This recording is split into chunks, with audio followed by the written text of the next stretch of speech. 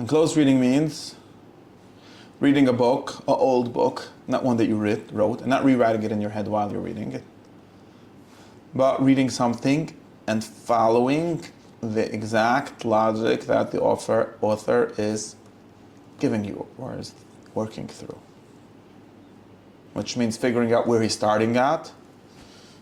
Every paragraph that someone writes, he started off somewhere.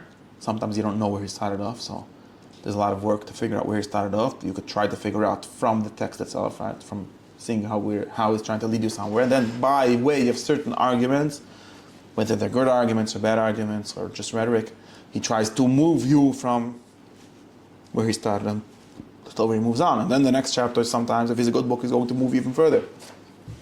But just following that is something that 99% of people that read books don't do. נורא פשוט. חשבון הסיגיה. פלושנה קודש. That is one very important thing. And it includes actually asking questions. Like, I have to clarify this because there's like two mistakes that people make when you say this. One thing that people say is, okay, so you're over-reading, you're putting things into the mouth, you're making diyikim that are fake, that are, just, it's a lot of times the people that, our friends that it's like, oh, in yeshiva they teach you to read with all kinds of diyikim that are fake. We're just going to read the general gist of things and figuring it out. But that is a mistake. It's true that it's true, two things. Number one, what they teach you in yeshiva, which is that good books mean every word they say, is true. It's true for bad books also, it's just not worth the effort to figure out what they're trying to say. But everyone means every single word they say.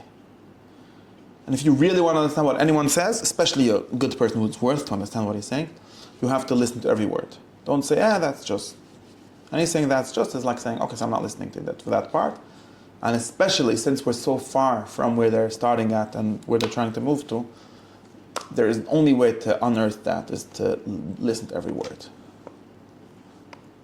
Now, if you'll ask me a question, so what if we'll do so many diyikim and so many pilpilim and we'll end up with an entirely different understanding than what the person really wanted?